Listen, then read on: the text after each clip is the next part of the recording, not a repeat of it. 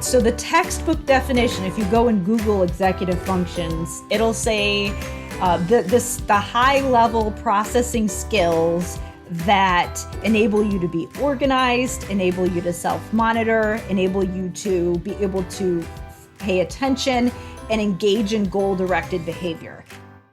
I'm Nicole Holcomb, attorney by day and podcaster by night, a former educator, school counselor, and administrator, and mom to a 9-year-old daughter with dyslexia, who loves all things Harry Potter, Minecraft, and science. A few years ago, she was identified with dyslexia, and our life seemed to turn upside down for a while, quite literally. I created the Dyslexia Mom Life podcast to help you navigate the upside down journey of dyslexia. You got this.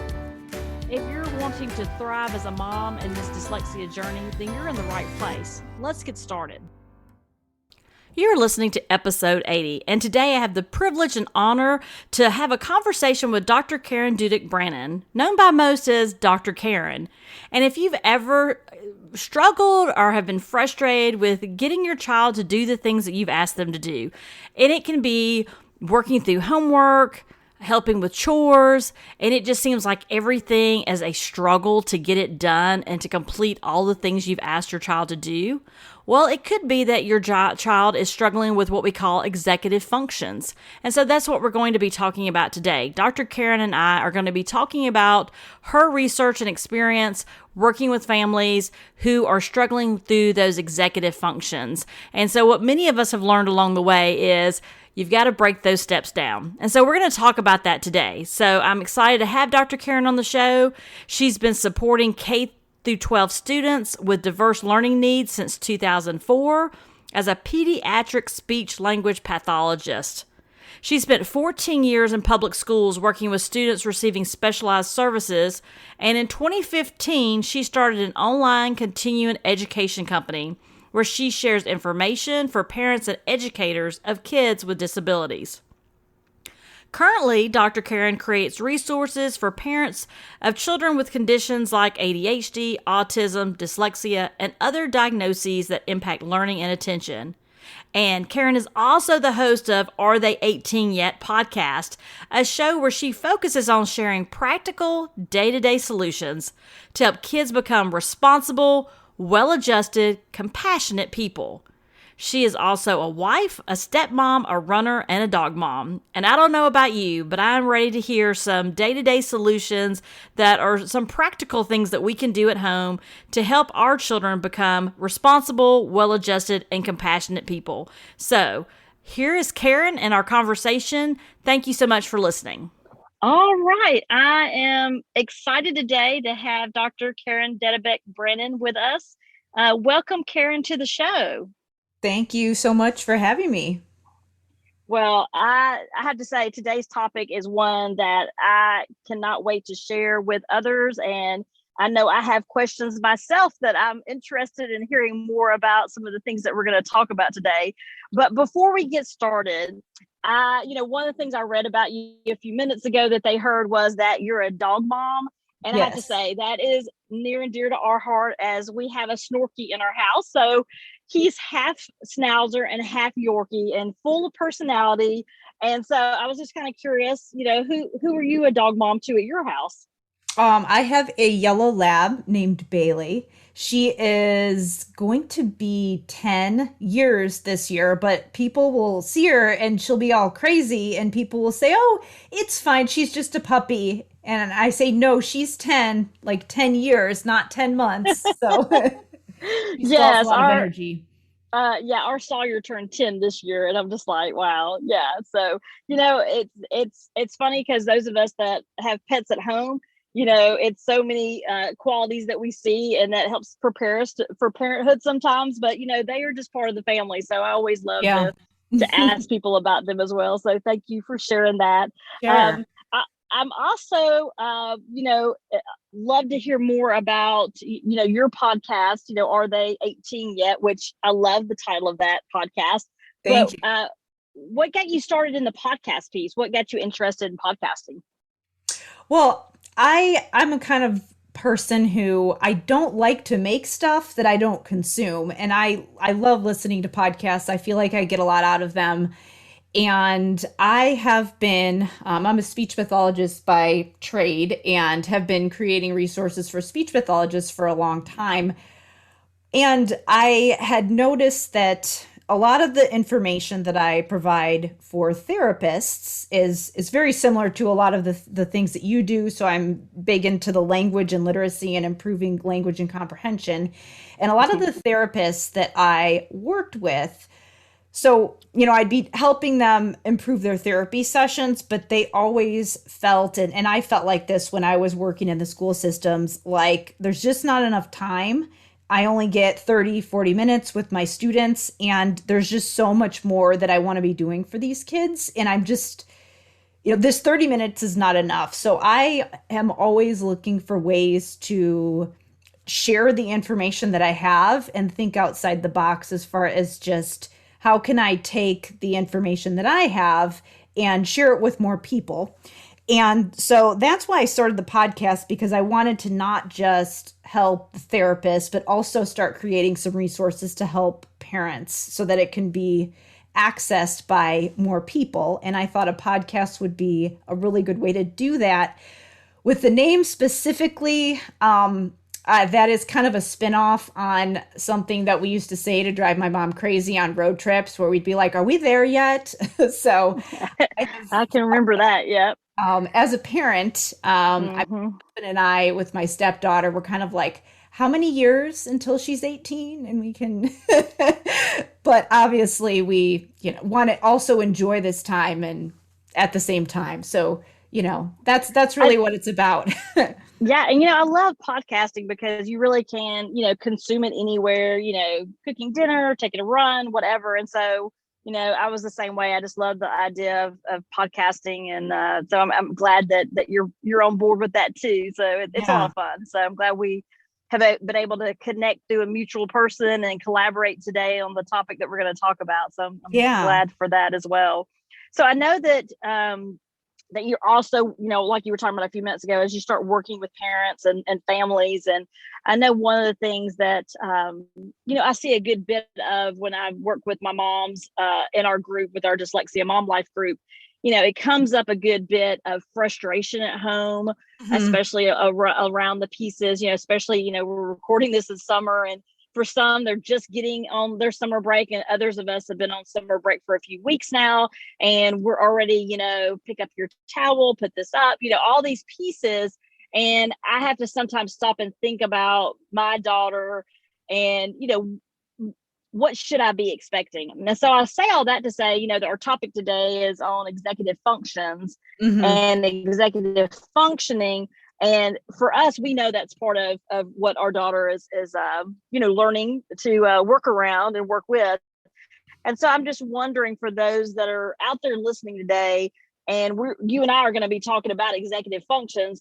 But before we do that, I would really love to just take a few minutes to kind of pick that apart. I mean, how do you describe that to a parent when you see, here are some red flags I see, or I hear the parent saying, I think you're definitely dealing with executive functioning here. And the parent's like, I don't have a clue what it's like, a foreign language. Yeah. So how do you kind of break that apart where it's understandable and kind of a common sense definition, I guess, if you will? Well, okay, so that's a great question. And before I give the definition, I just want to say that this is one of those areas where I think a lot of times parents feel like, oh, like these are the experts that are working with my kid. And, I don't know, I don't know this terminology. I'm not really sure if I'm doing the right thing. And as someone who's been a therapist and then been a parent, just the impact that you can have as the parent being there with your child during these functional activities. I just know so many of my colleagues that are therapists are like, I just wish I had access to these kids more so I could be there during these functional day-to-day things like, making meals, getting dressed, all of those things, because I think sometimes those day-to-day things, you really have a unique opportunity that a lot of even the teachers and therapists that might be working with your child might not have. So I think sometimes parents can underestimate the impact that they can have with those simple day-to-day things. So I just want to say that first. because that is part of the reason why I started with working on language with therapists, but also really when I started thinking about, okay, how can I help the parents? I thought executive functioning parents have the opportunity to work on some of those skills in a way that teachers and therapists sometimes don't. So it can really be, there can really be a good partnership there, especially if you do have a child who's working with a number of different therapists at school or outside of school. So I wanted to just say that first, but Yeah. And you know what, Karen, I was thinking about as you were saying that too, so often, especially the moms I work with often feel like, they're not trained in Orton Gillingham. They're not trained in all these yeah, therapy techniques. And so they feel a little helpless. Like, how can I really help my child be an independent, functioning adult? And that's why I think that this conversation we're having today is so essential for moms to hear, because these are some things you can do that will help your children be that self-sufficient, organized, independent adult at some point. Like you said, are they 18 yet? Eventually they're going to get there. right. And so many times, I think moms just feel helpless. Like, I don't know how to teach the mechanics of Orton Gillingham, and I don't know the mechanics of what pieces of, speech therapy they need for articulation. And it almost feels like you have to go back and get another degree. But with these executive functions pieces, it's really, some of it's day-to-day living and helping them organize. And these are Yeah, pieces that people probably haven't really thought about that they already are equipped to help with once they're able to identify, right, what it is. right. Yeah. Absolutely. So I think as far as the definition, so the textbook definition, if you go and Google executive functions, it'll say the high level processing skills that enable you to be organized, enable you to self monitor, enable you to be able to pay attention and engage in goal directed behavior. So that last part, the goal directed behavior, is really key, because if you aren't able to look at what you have to do and kind of organize your day and think of things in steps and kind of break things down, all right, I need to do this first, I need to do this second, and look at simple things during your day and be able to kind of sequence and organize all the things that you have to do. And then during those little, like, let's say that you're going downstairs and making breakfast. If you're not able to think, all right, what do I need to do first? I need to go into the cabinet and pour out a bowl of cereal, and then I need to go into the fridge and pour the milk. If you're not able to figure out what is my end goal, which would be eat a bowl of cereal, something simple, right? If you're not able to figure out what that is and then figure out the steps to get there, and then while you're doing that, be aware of, am I getting distracted? Am I on track? Am I in the middle of something and going over here and doing something else and forgetting where I started? If you're not able to do that, it's really hard to get things done. So being able to do those types of things, all of that is executive functioning skills. And so we start to see these, obviously, if you have a child who's in early elementary school, you're starting to develop some of those skills, but they're not fully developed. So yeah, it's normal if you have to prompt your child a little bit and help them with certain things. They don't fully develop until we're in about our early 20s. So what's really interesting is that a lot of times as kids are getting older, sometimes we see the discrepancy between where we might expect them to be and where they are. Sometimes we start to see that a little bit more as there are more demands being placed on kids, as they're expected to be more independent. And this could be like functional things, go upstairs and get your room straightened up and pack for your vacation or pack up your school bag. Or even at school, they're asked to do all sorts of things that require executive functioning. So I could kind of go through some red flags if that would help. Sometimes I think Sure. red flags So, can be helpful, mhm. you know. So let me Anyway. ask you this. Yeah. So let me ask you this, Karen. Mhm. So I also, when you were talking, the thing that came to mind for me, although for us, we're actually in the summer months when Yeah. we're recording this, is that I bet too that this comes up a good bit even with homework, because I know homework is Hmm. it is a Yes, touchy subject in many absolutely. houses. And by the time our little dyslexic kids make it through the day and they get home, they're just like mentally exhausted. But then if you Yep. add on this executive functioning piece, and because I know, I've read some other articles and things where people talk about, especially for dyslexic learners, you may have to really work with your child throughout high school as far as homework is concerned, really on those executive functioning pieces until they're able to be more independent. And sometimes that's fluid with your child. One day they're more independent than the next, and that's just fortunately or unfortunately the part of the dyslexia mind. But I just, when you were talking, I thought, oh, I bet this hits hard for the homework area. Yeah. Yeah. And there's a number of different reasons why that happens. Let me see. So let me start here. First, when you're actually going to do an assignment, you have to look at it and figure out, all right, what are the steps that I need to take in order for this to be done? What does done look like? So let's say that you have someone who is writing a paper, they have to write an essay. There are steps for you to write something, which is obviously going to be something that is harder for you if you have dyslexia. So there are steps to that process. And there's in your head when you're looking at that, whatever it is that you're doing, if it's writing a 5-paragraph essay, or if it's just writing an extended response to some question on a reading comprehension assessment or something like that, if you have good executive functioning skills, you can figure out, all right, what does the end look like? But if you don't necessarily have those skills intact, then it's hard for you to figure out what done looks like. And if you can't figure out what done looks like, it's hard to work backwards and figure out what the steps are, which means it's hard to figure out how to get started. And so a lot of times that can come out where it looks like procrastination, it looks like laziness. Behaviors can come out because there could be anxiety about it. So, Right. I mean, think about when you're really overwhelmed about something, you feel anxious and you feel that that uncertainty of what am I doing? And then that's when you're more likely to delay and do other things and avoid whatever the task is. And like if you're a parent and you know how to do the task that your child is about to do, you might look at it and be like, this isn't something that's going to take you that long. But if you can't think through that whole process in your head, it's kind of hard for you to estimate how long something's going to take.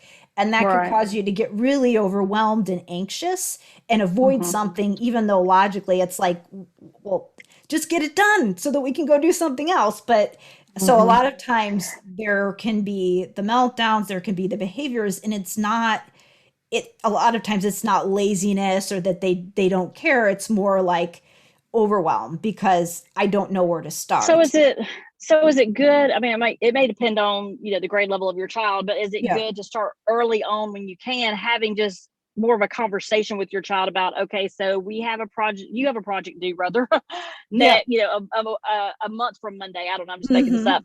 And then think backwards with your child. Okay, what are the things we have to do? So like you said, even writing a paper, the paper's due, 2 Fridays from now.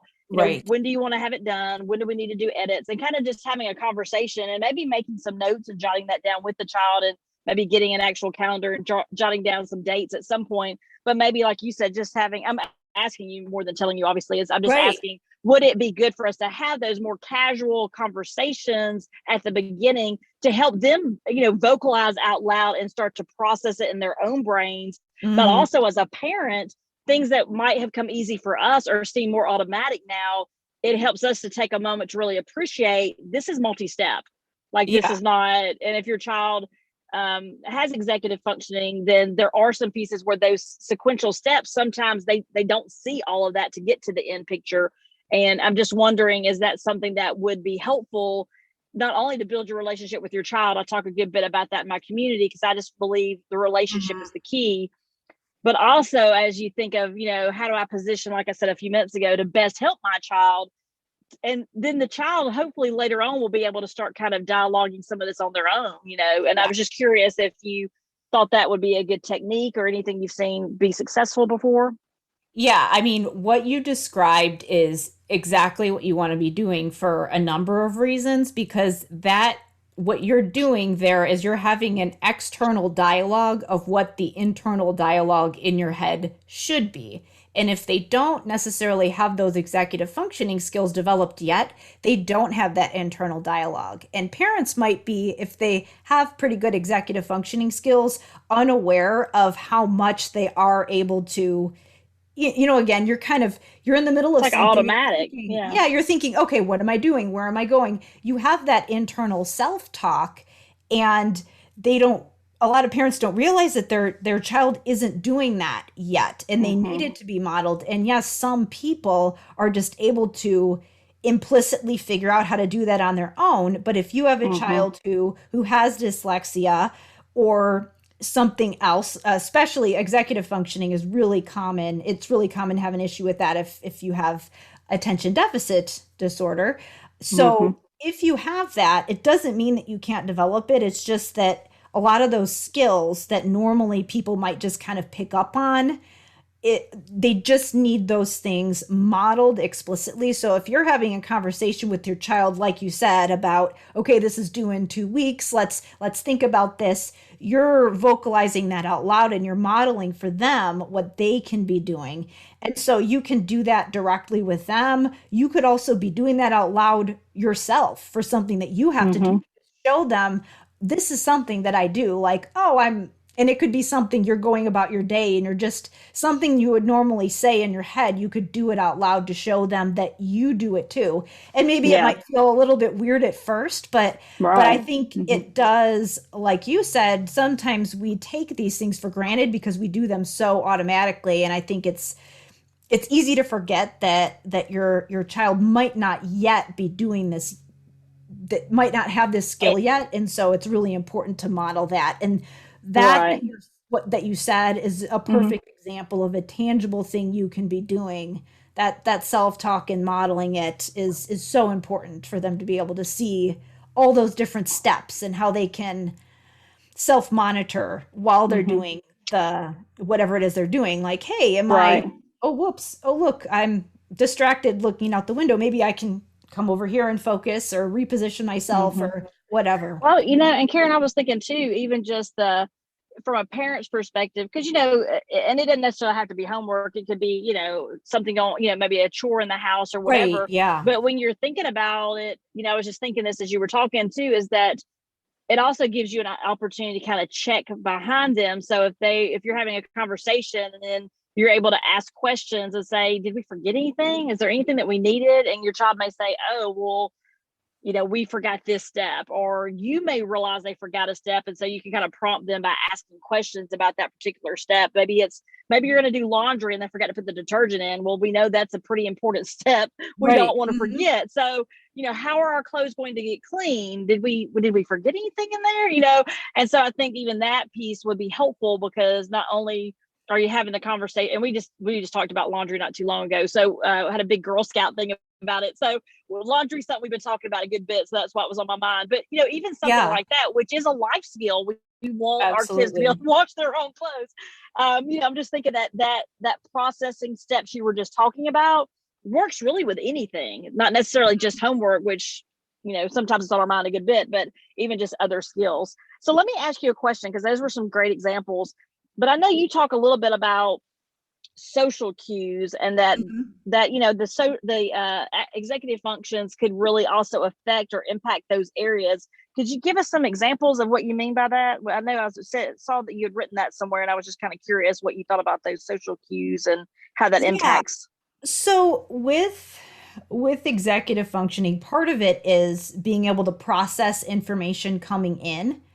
And when you're in a social situation, you have to be aware of a lot of different things all at once. So let's say that you're walking into a room and there's a group of people sitting in a circle talking. You have to come in and look at the room and kind of read the room and figure out, all right, what's going on? What's all the information in front of me? Like, where are people positioned? What's their body language? All right, based on that, what am I doing? Am I doing what would normally be expected of me in this context? And what should I do? It's kind of that awareness of those nonverbal cues, and then being able to process and know how to act in a way that is going to get a particular end goal. And I hate when I talk about social skills, I hate to use the word appropriate because that is something that can Such a be norm, taken a right? little bit Kind of like too, yeah, like a it can be social taken norm a little almost. Yeah. far, and like, Hmm. and sometimes it's used in a way where it almost makes people, if they have, if they're, if they are not neurotypical, it makes them feel like Hmm. there's something wrong with them. And it's like, you have to act this certain way because, blah, It's blah, almost blah, whatever. relative, almost Right, like kind of relative to their perception of what they think is appropriate. So I right. see how that could be interpreted. Yeah. And sometimes it can be taken a little bit far in that respect, Hmm. where it's like, you have to act this way in this situation and this is the way that you're supposed to talk to people. But the way that I like to think of it is, all right, if you're going into a situation, you might have a particular thing that you want to accomplish in that situation. So I always kind of bring it back to, what do you want to accomplish in whatever situation that you're in. It kind of goes back to goal directed behavior, like I was talking about before. So let me think. Okay, so like, let's say that you have a child who, and they're at recess, and they want to find someone to hang out with at recess. Well, you would want to understand how to go up and initiate a conversation with someone, have a back and forth. You'd want to be able to kind of read the playground and figure out, okay, these kids over here are doing this, these kids over here are doing this, and maybe I could go up and talk to, this child because they're doing something that I might be interested in. So again, that is sort of reading that situation and understanding, all right, maybe I don't want to go interrupt these kids over here because they're in the middle of a kickball game, and maybe I don't like kickball and I don't really want to play it, but maybe this other child over here is, like looking for bugs or something that I want to do, so I'm going to go over here and strike up a conversation with them. I don't know if that answered your question, but yeah, it's Yeah. kind of Hmm. all about just understanding how to look at a situation and monitor your behavior.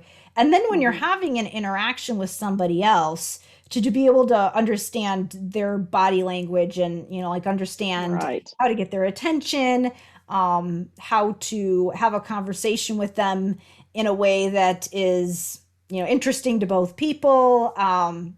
Yeah, and how to show that you're interested in a conversation with someone else, and things like that. So in Hmm. order to do all of those things, you just have to be able to have some awareness of other people's body language, and then awareness of what you're doing as well, and how your behaviors are potentially impacting other people. And Yeah.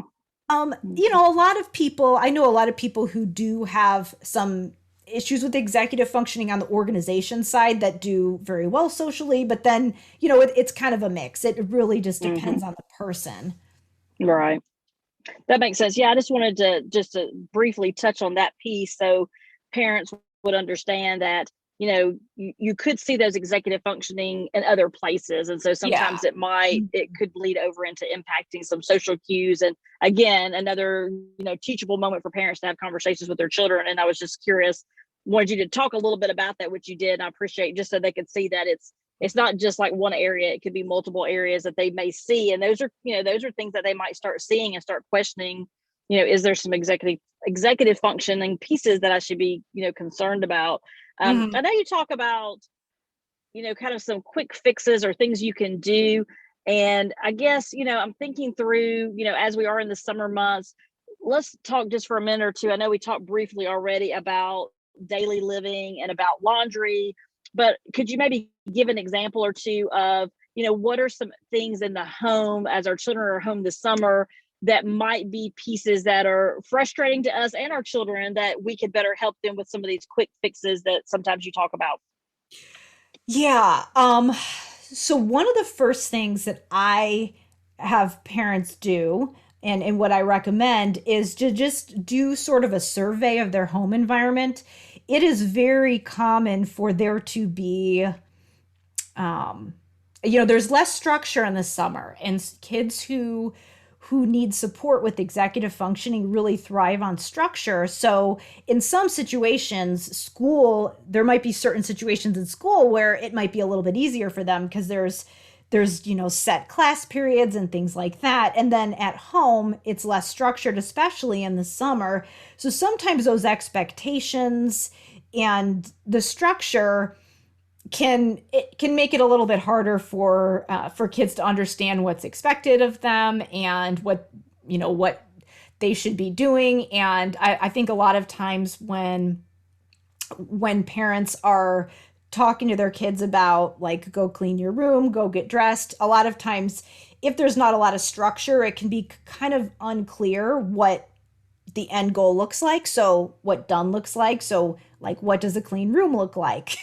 What does it look like when I'm trying to think of, when the dishes are all done or whatever. So if you're asking your kids to do certain things over the summer when it's less structured, things like that, even just little things, sometimes it can be a little bit harder to stay organized. So what I normally have them do is just kind of figure out like what's the structure like in your home environment, and are there areas where you could be a little bit more structured? And the only reason why I would have them change something, because it's like, what everybody has in the summer, it's not going to be the same as a school year, and that's fine. I only have them look at that if it's a problem. So is there a time of the day that is just a nightmare for everybody? So maybe you have a summer camp that you're getting to and it's just a disaster getting everyone out the door in the morning. Well, then maybe you might want to enact some kind of structured routine in the morning. And maybe you might have, and I mean, sometimes I might even have parents write out kind of a checklist of what needs to be done in the morning before you get out the door. Maybe if there are things that need to be packed for the day, like lunch and things like that, maybe that's packed in advance the night before, and you're having your child help pack lunches beforehand so that they can participate in that. I really usually look for them to identify what is the time of day that is the most challenging, and how can we create structure and clear expectations about what needs to happen during that time of day. Because again, in the summer, it's like it's only a problem if it's causing a problem. Do you know what I mean? Yes, absolutely. And I love that time of day, piece because I think we all have those as parents where there's just, it seems to be, that particular time and really looking at, and I think at school teachers as well, what is going on at that time and what is causing, that anxiety or that frustration. And like you said, I think many times, especially as parents, you have multiple things, moms are busy. And so they have multiple things going on. And so we might just say, go do X, Y, and Z. And not for those of us that have the executive function piece for our child, we have to really stop and think about that. Like sometimes I have to remind myself of those pieces that, or either she'll give me that look like, what, and so I'm like, Yeah. okay, I need to break this down a little bit more. So I think too, that reminded me when you were talking about social cues, it's also important for us to watch our own children's body language, and you can tell when they get tense or if they lash out. It's usually a reason behind that they're lashing out. If you start seeing behaviors, then there's probably something there. But you can also see when they look confused or they drop their head, like, I don't know what's going on. Like, what your own child's kind of cues are. But I think sometimes we're so busy, we're like, hey, go do this, and we're not even making eye contact with our child, so we might miss a cue. And we're not perfect, right? Because we're moms and we make mistakes. But I think that it could make your household run a little smoother when we continue to remind ourselves, children with dyslexia just take a little bit, it's a different type of parenting. It's not a bad type of parenting, obviously, because I love my child, but it looks different. It looks different than our neighbor. It looks different than, my mother-in-law, my sister-in-law, whatever, how they parent. But then you add on this layer of executive functions, and then there's a whole nother layer of things. And so I just think the more awareness people have of things like executive functions, then the better we can be equipped as parents to be educated enough to help our kids with strategies. So then when they become adults, that there's some functionality there, right? And I think these executive functions that you talked about today, that's the core of what we want them to be able to do. And they have to be able to have opportunities to practice that at home. That can also help maybe even alleviate some anxiety at school if we're able to help them see, like you were saying. I love the piece you said, what does done look like? What does this Yeah. finished product look like? Whether it's the laundry or it's this term paper, what is and I think as we help our children to see that, I love that analogy because it's simple, right? What does done look like? And just having that conversation, I think, is helpful. So I love that you framed it like that. I think that's very helpful. Okay, so I want to ask you a question, and it's one of my favorite questions to ask, which is, thinking back, not really from your professional hat, but just from your parenting hat, what is some of the best advice you've received as a mom from someone else? Oh man, let's see. The best advice. Um,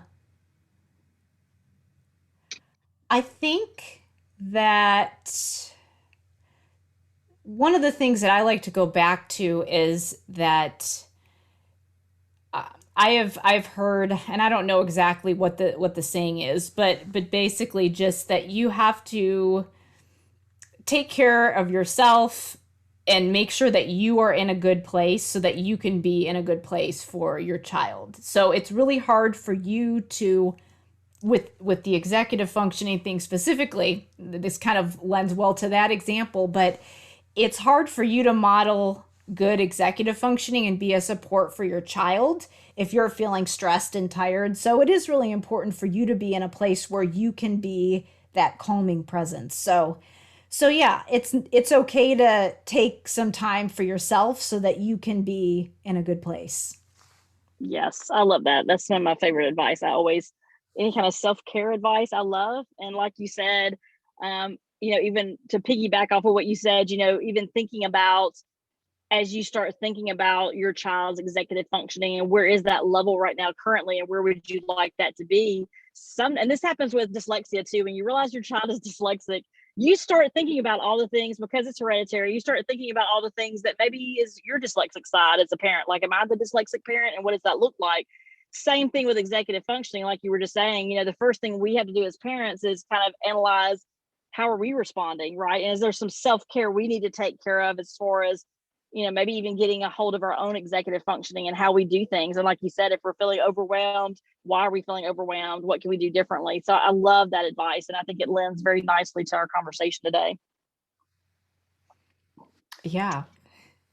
So, Karen, I know that you have, and I'm going to absolutely provide this in the show notes, but I know you have an amazing free guide and resource that we're going to point our audience to.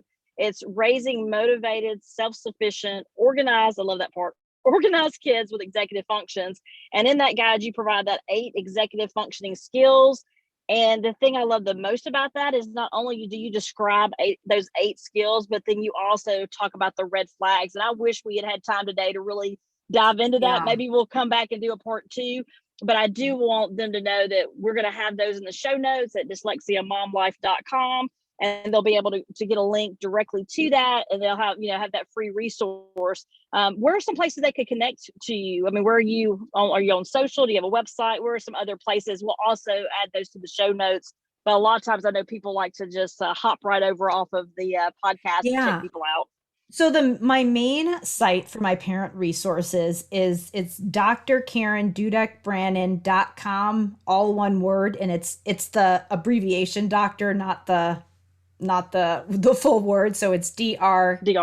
Yeah, karendudek-brannan.com. And there's actually on that site, on the blog section, you will find all of the information about my podcast episodes as well. So you'll see the most recent episodes there on the blog. I also have a Facebook page. It's just Dr. Karen Dudek-Brannan. And let's see. And then that parent guide, you can actually find that it's drkarendudek-brannan.com/parent guide is where you can find that executive functioning guide, where I walk through more specifically the terminology and the the types of executive functions, and the whole purpose of that is really to help parents understand what they are, so they can identify what if their child might need work on that area. So really focusing on those red flags that we got to a little bit today, but not as much as we wanted to. So absolutely. And I've looked at it. It's a great resource. It sure really does dive into, explaining a little bit more about the executive functions and going into more of that terminology. But then I found it very helpful to think about the red flags, because although that's something we work on in our household as far as executive functions, it was nice to see, what are the 8 skills and where are the red flags at to, so I can continue to improve the parenting that I'm doing at home. And so I feel like even personally, it was very helpful. And I know that, the moms that are listening will find it helpful as well. So you did a great job with that. And I'm excited to share that with our audience. And I'll provide all the links. If someone wants to go to show notes, I'll put all the links that she just shared on there as well.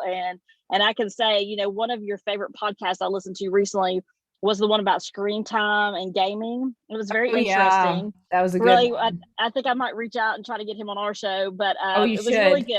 It's really timely. And so if anyone is interested in listening to, or are they 18 yet? I want to say, are we there yet? I always get that wrong. Are they 18 yet? Go to the podcast and take a look at that episode that he talked about screen time and gaming. I can't remember the exact name of the title of it, but you'll see it. It's a good episode. I'm trying to think of the episode number, but yeah, it's about setting device I'll put a link. boundaries. I'll put a link in the show notes to that one too, just because we mentioned it. Because I think it's good. It's good introduction to you, and I think it's very timely this time of the year, because it seems like screen time is always one of those things we battle with, and so it's a good thing to have a conversation for those that might be interested. But thank you so much for being on the show today, and I would love for us to continue to have conversations and collaborate. And I'm excited about being on your show here shortly, and so I appreciate the opportunity to connect and share your knowledge with our group. Thank you so much for having me. I hope you enjoyed our conversation today. If you want to get in touch with Karen or go to any of her resources that she mentioned today on the show, please go to dyslexiamomlife.com, and there you'll find a link to all of our podcast show notes, and you can connect with Karen from there. We'll have links to all of her social and all of her resources that she shared with us today. And it would mean the world to me if you would subscribe to the podcast and leave us a rating and review in Apple Podcasts. That would be amazing. It really does help other moms like you find the podcast, so I appreciate that. And don't forget, you got this, and I will see you again next Monday.